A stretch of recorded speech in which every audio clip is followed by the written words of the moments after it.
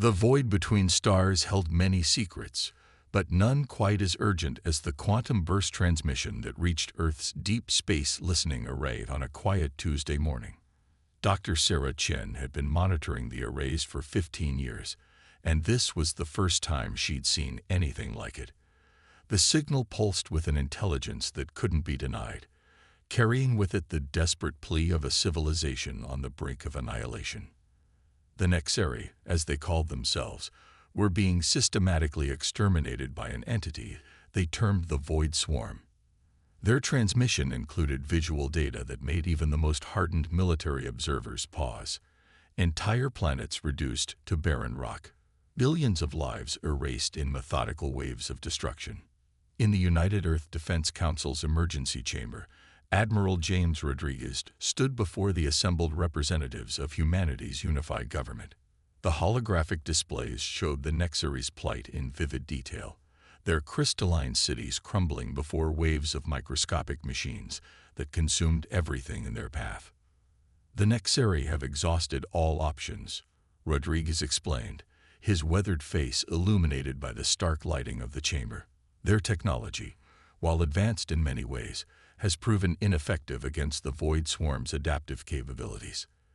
They've lost contact with 37 colony worlds in the past 6 months alone. Counselor Weizong leaned forward, her eyes narrow with concern. And why? Admiral, do they think we can help? We've barely established colonies on Mars and Europa. We're hardly an interstellar superpower. Rodriguez allowed himself a grim smile. Because, Counselor, we're the only species they've encountered who truly understands warfare at its most fundamental level.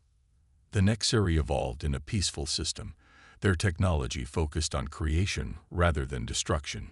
But humanity. He paused, letting the weight of history settle in the room. We evolved on a death world, fighting for every inch of progress against a planet that seemed designed to kill us. The chamber erupted in murmurs as Rodriguez continued.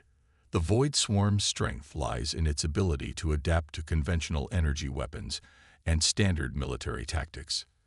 But humanity, we've never relied on just one approach. We're survivors, improvisers. We've fought wars with sticks and stones, with atoms and algorithms. Our military history is a testament to our ability to find ways to win, no matter the odds. Dr. Chen, who had been invited to present her analysis of the Nexeri transmission, stepped forward.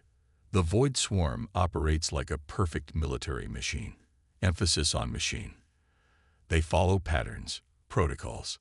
But human warfare, we're chaos theory in motion. We're unpredictable because we've had to be. Our entire evolution has prepared us for this moment. The council chamber fell silent as the implications sank in. Humanity had spent millennia dreaming of first contact, hoping to find friends among the stars. Instead, they found a civilization in desperate need of humanity's most controversial skill, the art of warfare. Admiral Rodriguez's next words would change the course of 2 civilizations. The Nexeri are 12 light years from Earth. With our experimental quantum drive ships, we can reach them in 3 months. The question isn't whether we can help them. The question is, will we? The council's debate raged for hours, but in the end, the decision was unanimous. Humanity would answer the call. Within days, the United Earth Defense Fleet began mobilizing. Ships that had been designed to protect Earth and its colonies were being retrofitted for deep space combat. Weapons systems were being modified based on the Nexeri's data about the Void Swarm's capabilities. In the fleet's primary staging area above Mars, thousands of volunteers came forward. They were the children of Earth, raised on a planet that had forced them to adapt or die. Now they would take those lessons to the stars. Commander Elena Santos stood in the hangar of the UES Indomitable, watching as her crew made final preparations. The massive ship would lead humanity's first interstellar military expedition. Her second-in-command, Lieutenant David Chen, approached with the latest readiness reports. The crew's ready, he reported, but they're nervous. Most of them never expected to actually fight an alien threat. Santos nodded, her eyes fixed on the bustling activity below. Tell them that's our advantage. Every other species out there evolved in environments that allowed for civilization to develop naturally. But us, we had to fight for every step forward. Earth threw everything it had at us. Predators, diseases, natural disasters. And we survived. We didn't just survive. We thrived. The Indomitable's quantum drive hummed to life, its revolutionary technology preparing to tear a hole through space-time itself. As the fleet prepared to depart, Admiral Rodriguez sent one final message to the Nexari. Hold on. Humanity is coming. In the vast darkness of space, the ships of the United Earth Defense Fleet vanished one by one into quantum space, leaving behind a solar system that had forged them in adversity and heading toward a battle that would prove whether humanity's harsh evolution had prepared them for the greatest challenge they'd ever face.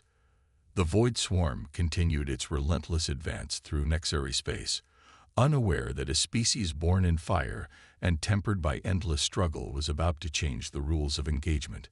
Humanity's first interstellar war was about to begin, and with it, the galaxy would learn why Earth was classified as a death world, and why its children were forces to be reckoned with.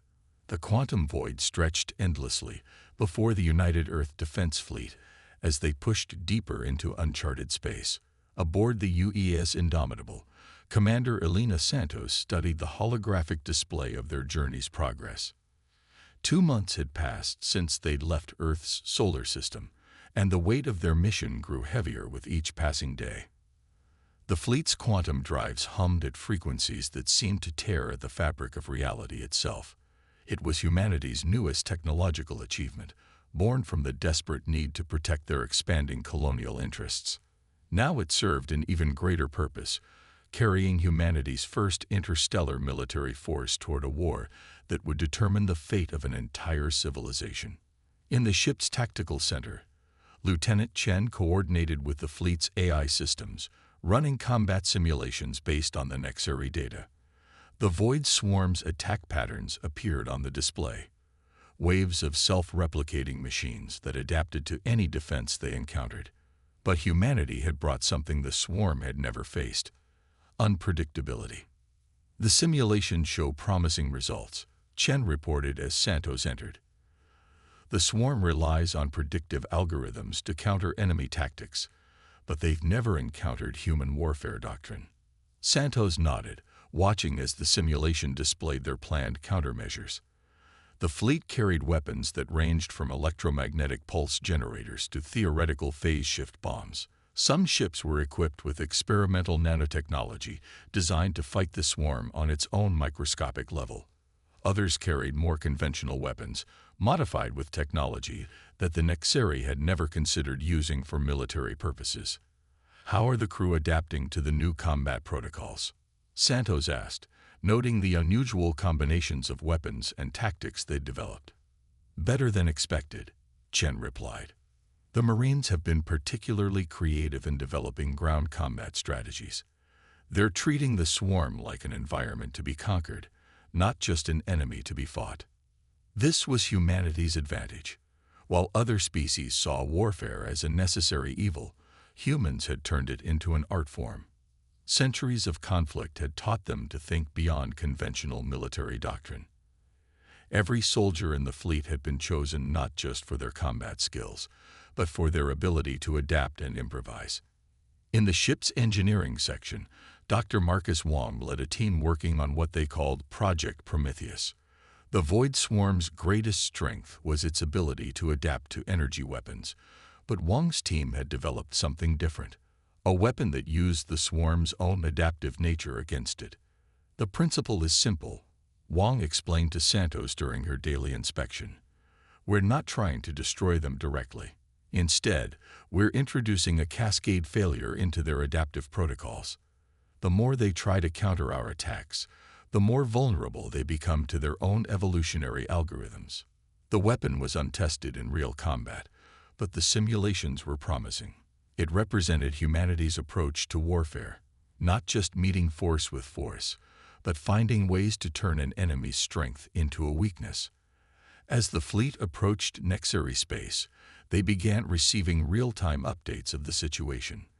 The Void Swarm had conquered 3 more systems, adding their resources to its ever-growing army of machines. But the Nexeri had managed to hold their homeworld, Nexerus Prime, thanks to the tactical advice humanity had transmitted ahead of the fleet's arrival. Admiral Rodriguez, coordinating the operation from the fleet flagship UES Titan, called a final strategic meeting via quantum communication. The holographic representations of each ship's commander gathered in virtual space to review their battle plans. The Nexeri have given us everything they know about the swarm. Rodriguez began, his hologram standing before a tactical display of the Nexerus system. But we're going to fight this war our way. Every ship carries different weapons, different tactics. The swarm won't be able to adapt to all of them simultaneously. The plan was audacious. Instead of meeting the swarm in traditional space combat, the fleet would split into smaller task forces, each using different combinations of weapons and strategies. Some would engage directly, while others would target the swarm's resource operations. A specialized group would deploy Wong's Prometheus weapon at critical points in the swarm's formation. Remember, Rodriguez concluded, we're not just fighting for the Nexeri. We're showing the galaxy why Earth's children survived every challenge our world threw at us. The swarm thinks it's dealing with another predictable opponent. Let's show them how wrong they are. As the fleet made its final approach to Nexeri space, the crews made their last preparations. In the Indomitable's observation deck, Santos watched the distant stars, knowing that somewhere ahead, an enemy awaited that had never encountered anything like humanity.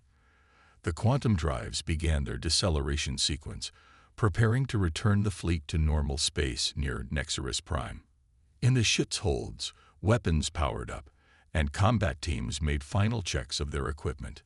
Humanity's first interstellar war was about to begin, and they were ready to show the galaxy why Earth was called a death world. The Void Swarm had conquered dozens of peaceful civilizations, adapting to overcome every defense they encountered. But they had never faced a species that had evolved on a world that tried to kill them every day of their existence. They had never encountered humans, and that was about to change everything. The human fleet materialized in the Nexerus system in a cascade of quantum distortions. The sight that greeted them was both magnificent and terrifying. The crystalline cities of Nexerus Prime glittered beneath vast clouds of writhing darkness. The Void Swarm had arrived in force, billions of microscopic machines working in concert to tear apart anything in their path. Commander Santos stood on the Indomitable's bridge, watching as tactical displays came alive with information. The swarm's main force consisted of 3 massive computational nodes, each controlling vast waves of smaller units. Between these nodes and the planet's surface, the remaining Nexeri defense platforms fought a losing battle against the endless tide of machines. All ships, execute Battle Plan Theta. Admiral Rodriguez's voice came through clear and sharp. Remember your training. We fight as humans have always fought. Adapting, surviving, winning.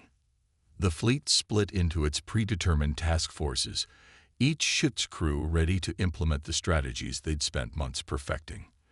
The UES Indomitable led Strike Force Alpha, their mission to engage the nearest computational node directly.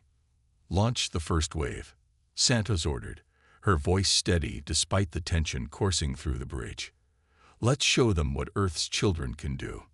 From the Indomitable's launch bays, squadrons of fighters emerged, but these were unlike anything the Void Swarm had encountered before. Each fighter carried a different weapons loadout, some equipped with electromagnetic pulse generators, others with experimental phase shift technology, and still others with Dr. Wong's Prometheus device. The swarm responded as expected, sending waves of machines to intercept the fighters. Their adaptive algorithms began analyzing the threats, preparing countermeasures. But this was exactly what humanity had planned for. Execute Maneuver Patterson Delta, Santos commanded. The fighters scattered in seemingly random patterns, each engaging the swarm with different tactics. Some pilots flew directly into the cloud of machines, their ships protected by experimental shields based on Nexeri technology. Others maintained distance, launching salvos of unconventional weapons that the swarm had never encountered. On the tactical display, Lieutenant Chen watched as the swarm's response patterns began to show signs of confusion. They're trying to adapt, but they can't keep up with the variety of our attacks. Their algorithms are overloading. In another sector of space, Strike Force Beta, led by the UES Titan, engaged the second computational node.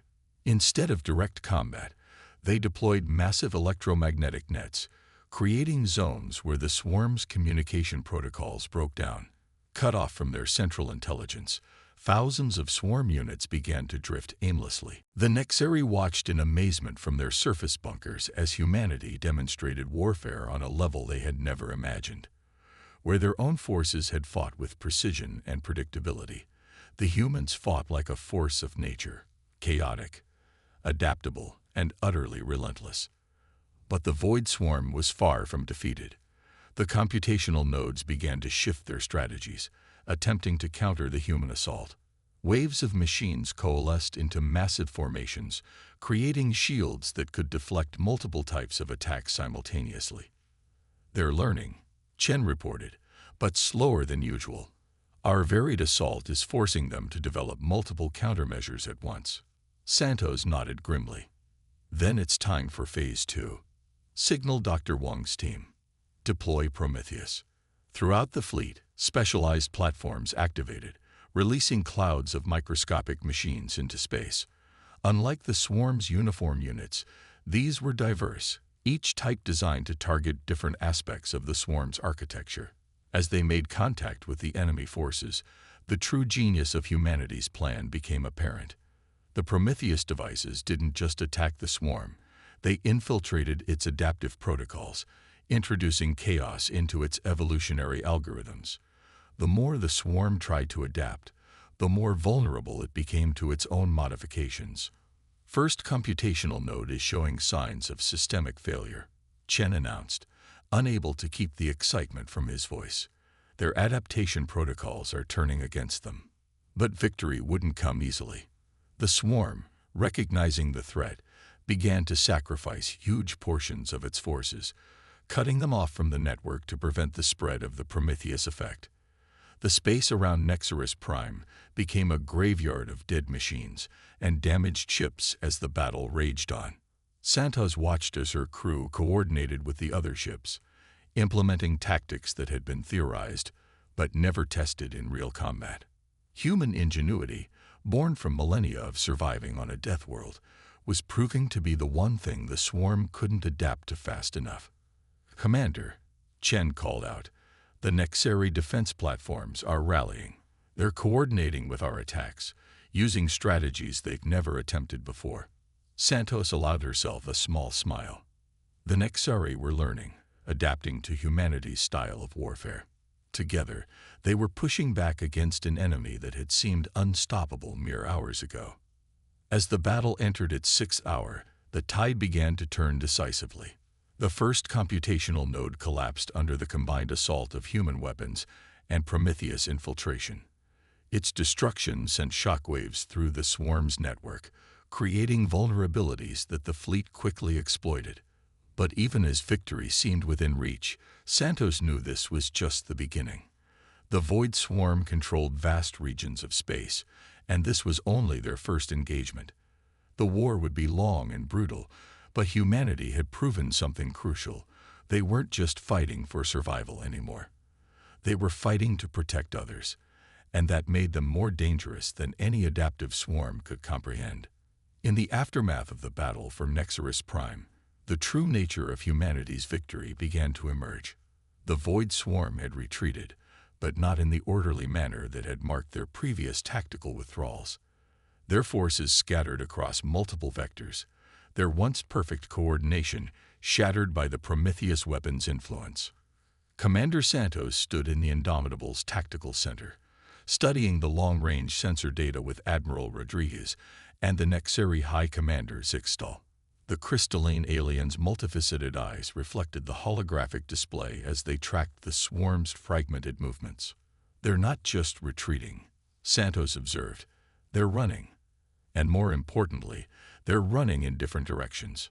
Rodriguez nodded, his weathered face showing the first signs of optimism since the campaign began. The Prometheus weapon did more than we expected. It didn't just disrupt their adaptive protocols, it fractured their hive mind completely. Zixtal's crystalline form shimmed with what the humans had learned was their expression of amazement. In all our studies of the swarm, we never considered that their greatest strength could become their greatest weakness. Your species thinks in ways we never imagined possible. The human fleet had spent the past week pursuing the scattered swarm forces, but this wasn't a simple mop-up operation. Each fragment of the swarm was evolving differently, developing unique characteristics as their adaptive protocols spiraled out of control. Some became hyper-aggressive, attacking anything they encountered. Others turned completely defensive, creating massive fortifications around captured resources. Dr. Wang's team had been working around the clock, analyzing the data from these evolutionary divergences. In the indomitable science lab, he presented his findings to the combined human and Nexeri command staff. The Prometheus weapon didn't just break their unity, Wang explained, manipulating the holographic display to show the swarm's fractal patterns of evolution. It introduced what we might call artificial speciation. Each fragment is becoming a distinct variant, unable to reintegrate with the others without triggering fatal conflicts in their base code. Lieutenant Chen, who had been coordinating the fleet's pursuit operations, stepped forward. "We're seeing this in combat. Swarm fragments that encounter each other are as likely to fight each other as they are to engage our forces. They can't distinguish friend from foe anymore." This revelation led to a dramatic shift in strategy. Instead of trying to destroy each swarm fragment, the human fleet began herding them toward each other, creating killing zones where the swarm's own corrupted protocols would do most of the work. The Nexeri, watching their ancient enemy tear itself apart, began to understand why humans had survived their deadly homeworld. It wasn't just about superior firepower or advanced technology. It was about finding and exploiting weaknesses that no one else had even considered. "Your species," Zixtal commented to Santos as they watched another group of swarm fragments destroy each other, "you don't just adapt to survive. You adapt to win." Santos thought about Earth, about the countless challenges that had shaped human evolution. We had to. Earth never gave us the luxury of just surviving. Every victory had to be complete, or it would mean nothing. The war entered a new phase as the human fleet, now augmented with Nexeri ships equipped with modified versions of the Prometheus weapon, began a systematic campaign to cleanse their sector of space. They didn't just fight the swarm. They manipulated them, using their own adaptive nature to ensure their destruction. Admiral Rodriguez developed what he called the Pandora Protocol, a strategy that deliberately introduced conflicting evolutionary pressures to different swarm fragments, ensuring they would remain hostile to each other. The more they evolved, the more incompatible they became. The Nexeri scientists, working alongside their human counterparts, began to understand the full implications of what humanity had achieved. The Void Swarm had been unbeatable because they could adapt to any single approach. But humans, shaped by millions of years of surviving on a death world, had never relied on single approaches to anything. In the ship's observation deck, Santos watched as another battle unfolded, this time between two massive swarm fragments, their corrupted protocols driving them to destroy each other with the same efficiency they had once used against their victims. "It's almost poetic," Chen said, standing beside her. They were perfect until they encountered humanity's chaos. The war was far from over, but its outcome was no longer in doubt. The Void Swarm, which had threatened to consume all civilized space, was now consuming itself. Each victory, each battle where swarm fought swarm, validated humanity's approach to survival. Adapt, overcome, and turn your enemy's strength against them. From their crystalline cities, the Nexeri began documenting everything they learned from their human allies. They had sought help in their darkest hour and found not just saviors, but teachers. Humanity's methods, born from countless generations of struggling against a hostile world, were reshaping their understanding of survival itself. The galaxy was changing. The story of how a species from a death world had shattered the unstoppable void swarm began to spread. Humanity had arrived on the galactic stage, not as conquerors or victims, but as warriors who had turned the tide in a war that had seemed unwinnable. And in the depths of space, the fragments of the once mighty swarm continued to evolve, each becoming more distinct, more isolated, and ultimately, more vulnerable to the species that had taught the galaxy why Earth was called a death world. 1 year after the Battle of Nexarus Prime, the crystalline spires of the Nexari capital city gleamed under the light of their binary suns. The scars of war were fading, replaced by new growth that incorporated both Nexari and human engineering. In orbit, ships from both species moved in harmony, their combined fleets maintaining vigilance over their hard-won peace.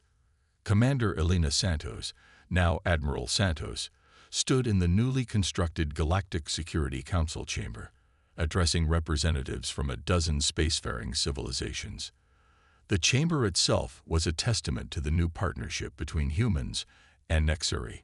Crystalline architecture merged seamlessly with Earth-inspired design, creating something entirely new. The last major swarm fragment was neutralized 3 days ago, Santos reported, activating a holographic display that showed the current state of known space. What remains of the void swarm exists only in isolated pockets, each evolutionarily distinct and unable to cooperate with the others. They are no longer a threat to galactic civilization. High Commander Zixtal, their crystalline form now bearing ceremonial markings that denoted their shared victory with humanity, stepped forward. But the true victory is not just in the defeat of our enemy. It is in what we have learned from each other. The chamber hummed with agreement. The galaxy had watched in amazement as humans and Nexari worked together, combining Earth's resilience with Nexari precision. What had started as a desperate alliance had evolved into something unprecedented in galactic history. Dr. Wong, who had become the lead scientist for the Joint Human-Nexari Research Initiative, presented the next phase of their collaboration. The Prometheus weapon, originally designed for war, had been adapted for peaceful purposes. Its ability to influence evolutionary algorithms was being used to heal worlds damaged by the swarm's attacks. We've learned that survival isn't just about adaptation, Wong explained, showing images of recovering ecosystems. It's about cooperation, about combining different approaches to create something stronger than either could be alone. Lieutenant Chen, now Captain Chen, commanded one of the new hybrid vessels that incorporated both human and Nexari technology. These ships symbolized the changing nature of both civilizations, the Nexari learning to incorporate human adaptability, while humans gained a deeper appreciation for the Nexari's harmonious approach to technology. In Earth's solar system, the changes were equally profound. Nexari crystal tech had revolutionized human colonization efforts, making it possible to establish self-sustaining colonies in environments that had once been too hostile. Mars gleamed with domed cities that combined human grit with Nexari elegance. Admiral Rodriguez, speaking from Earth via quantum communication, addressed the gathered representatives. A year ago, we answered a desperate call from a species we'd never met. We did so not because we sought glory or power, but because we understood something fundamental about survival. Sometimes the strongest response to adversity is to help others overcome it. The Galactic Security Council session marked more than just the official end of the Void Swarm threat. It represented the beginning of a new era in galactic civilization. Other species, watching how the partnership between humans and Nexari had overcome an unbeatable enemy, began to rethink their own isolation. Trade routes expanded, cultural exchanges flourished, and technological cooperation reached unprecedented levels. The galaxy was learning that diversity, in thought, in approach, in evolution itself, was not a weakness but a source of incredible strength. In the Nexari Academy of Sciences, human children studied alongside young Nexari, each learning from the other's perspective. The Nexari taught them about harmony and precision, while the humans shared their inheritance of adaptability and resilience. Together, they were creating a new generation that understood both the harsh lessons of Earth and the elegant wisdom of Nexarus. Santos found herself walking through one of the new hybrid gardens that had become popular on both worlds.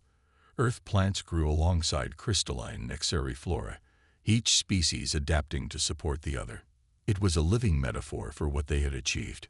"We came to save them," she mused to Chen as they watched a group of human and Nexari children playing in the garden. "But in the end, we saved each other. We showed them how to survive, and they showed us how to thrive."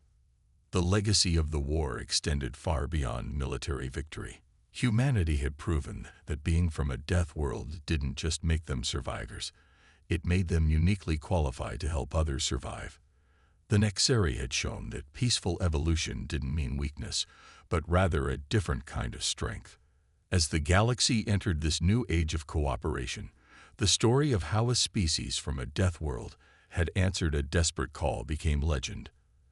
But the true legend was not in the victory over the Void Swarm. It was in what came after. Humans and Nexari, death world warriors and crystal singers, had shown the galaxy that the greatest strength comes not from conquest or isolation, but from reaching across the void to help others. The stars themselves seemed brighter now, as ships of both species ventured out together, ready to face whatever challenges the universe might present.